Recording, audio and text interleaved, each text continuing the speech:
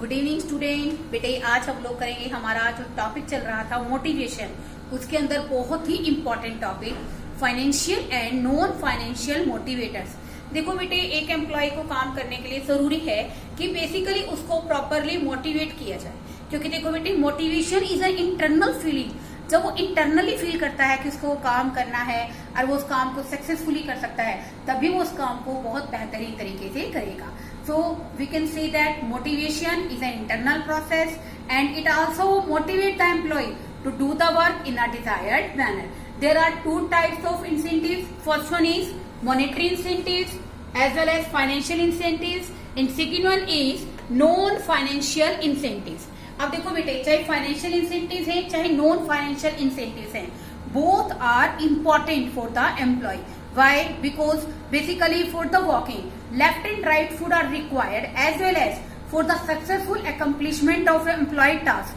Both ऐसे incentives, चाहे वो फाइनेंशियल है चाहे वो नॉन फाइनेंशियल है, दोनों की ही रिक्वायरमेंट हमें होती है। अब हम बात करते हैं कि फाइनेंशियल मोटिवेटर्स क्या हैं, फाइनेंशियल इंसेंटिव्स क्या हैं। Financial incentives are those incentives which are evaluated in terms of money. अब देखो बेटे, यहाँ पर अगर हम बात करते हैं फाइनेंशियल इंसेंटिव्स की, तो वो इंसेंटिव्स होते हैं जिनको हम लोग बेसिकली मनी में मेजर कर सकते हैं। मनी में मेजर करने का मतलब ये नहीं है बेटे कि हम केवल फाइनेंशियल मोटिवेटर्स में, फाइनेंशियल इंसेंटिव्स में उन इंसेंटिव्स को ही लेंगे जो केवल मनी की फॉर्म में होंगे। There are some such benefits which are in terms of kinds, in terms of facilities are also known as financial motivators. अब देखो बेटे, जैसे कुछ बेसिकली हमारे जो इंसेंटिव्स होते हैं, प्रेरणाएं होती हैं, मोटिवेशंस होते हैं, वो बेटे काइंड के रूप में, फैसिलिटीज के रूप में, जैसे एम्प्लॉयर है बेटे अपने एम्प्लॉय को ताकि वो सक्सेसफुली काम करे, उसको डोमेस्टिक सर्वेंट की फैसिलिटी दे देते हैं, रेंट फ्री हाउस की फैसिलिटीज दे देते हैं, और उनको बेसिकली और भी तरह के उनके बच्चों के लिए फ्री एजुकेशन की फैसिलिटीज दे देते हैं।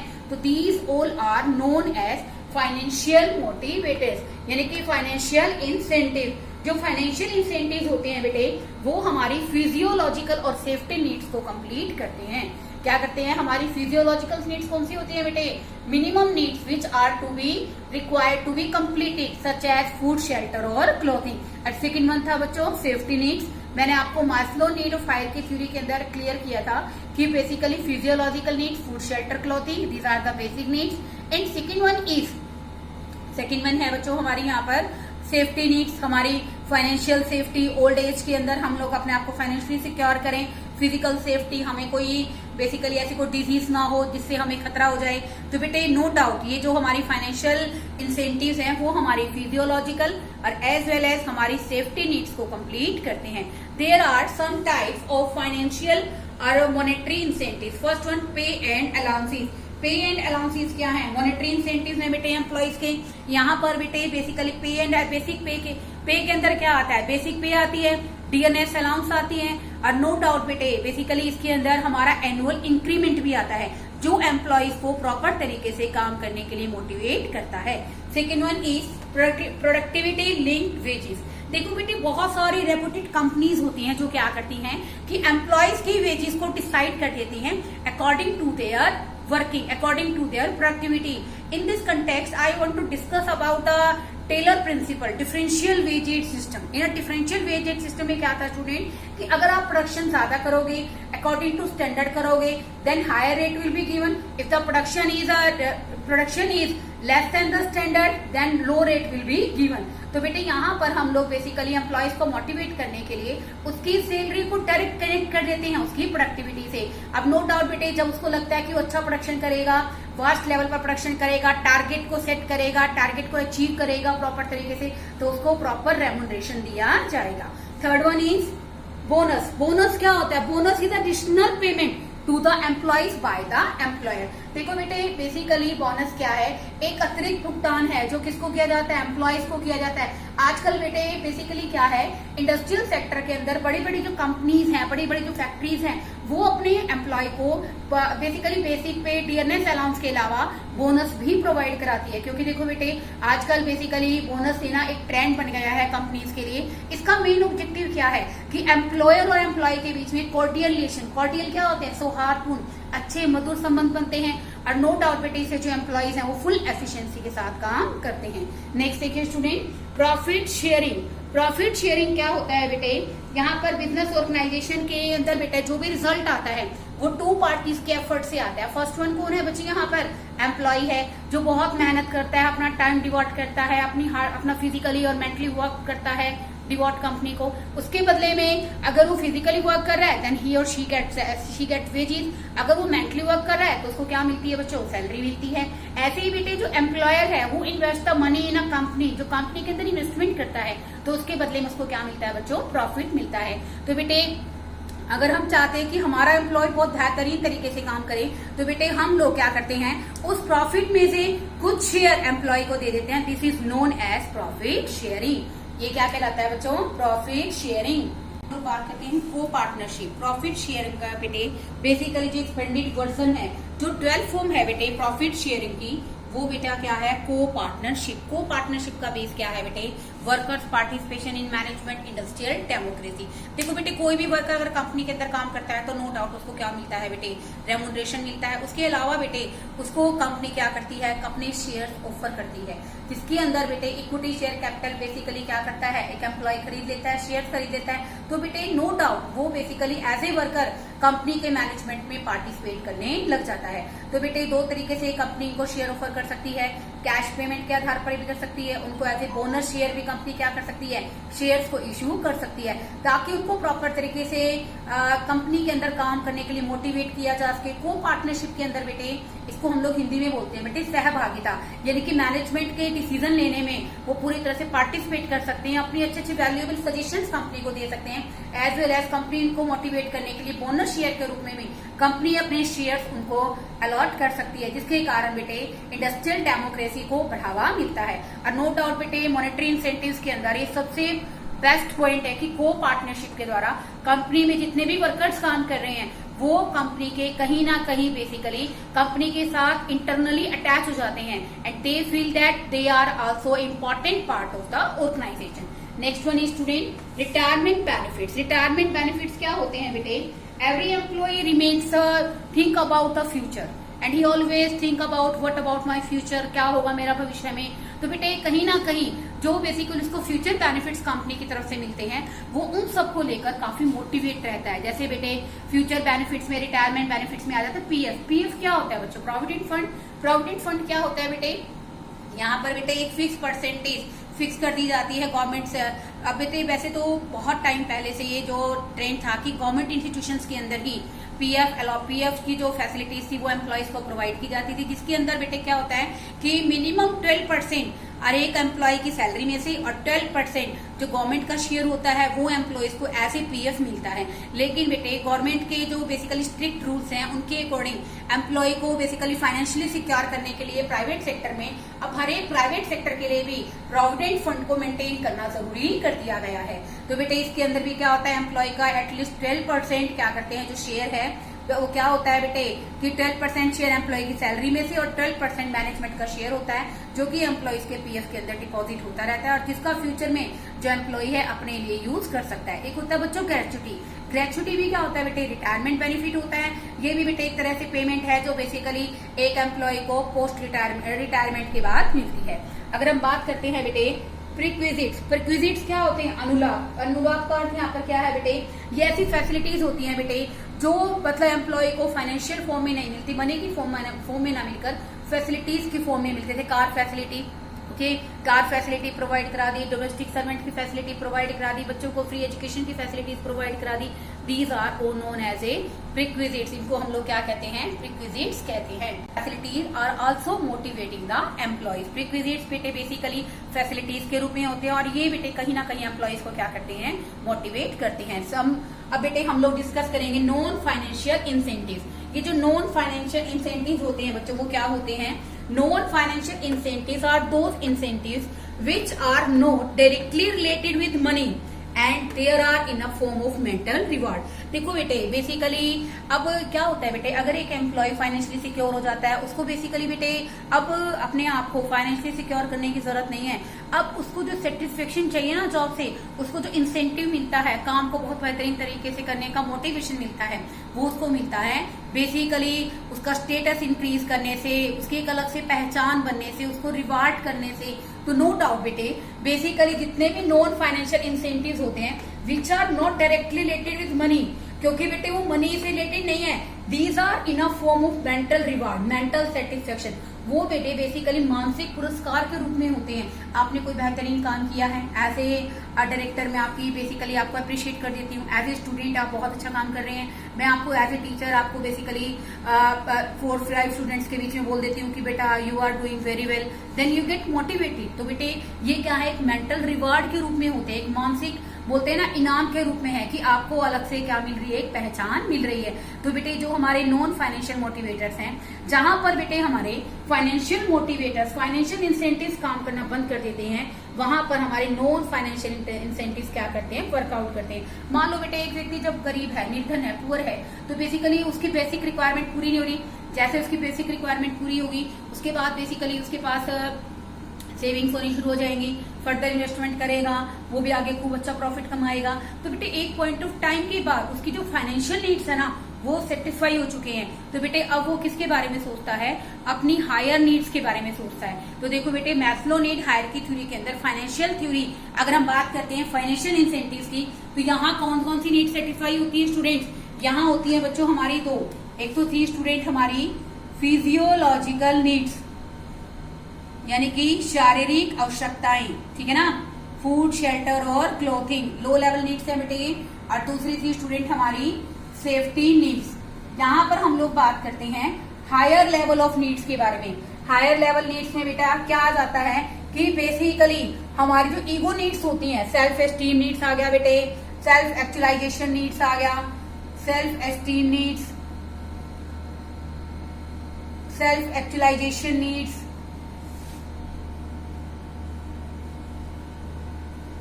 उसके बाद बेटे आ सकती हैं हमारी बेसिकली सोशल नीड्स।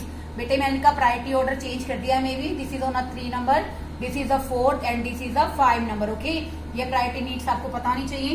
तो बेटे ये हायर लेवल ऑफ सेटिस्फेक्शन एक एम्प्लॉय को क्या करती हैं, प्रोवाइड करती हैं। तो बेटे these are some of the example of the non financial incentives. Status की, स्टेटस क्या होता है बेटे, स्टेटस माने rank of the employ, employ का रैंक क्या है। स्टेटस में भी हाई में भी लो, पर स्टेटस बेटे कहीं ना कहीं क्या करता है, रिस्पॉन्सिबिलिटी से रिलेटेड है, अथॉरिटी से रिलेटेड होता है, फैसिलिटी से रिलेटेड होता है कि इंडिविजुअली आपको कितनी फ्रीडम है काम को करने के लिए, बेसिकली आपके काम की कितनी इंपॉर्टेंस है, आपके पास क्या रिस्पॉन्सिबिलिटीज हैं, आपकी क्या अथॉरिटीज हैं, ये सब किससे रिलेटेड है स्टूडेंट, कहीं ना कहीं स्टेटस से रिलेटेड है। स्टेटस के अंदर बेटे आपके पास बेसिकली एक अलग से कैबिन है, आपके पास अपना एक सेपरेट पीए है, एक पियून है आपके लिए, आपको फैसिलिटी प्रोवाइड कराने के लिए।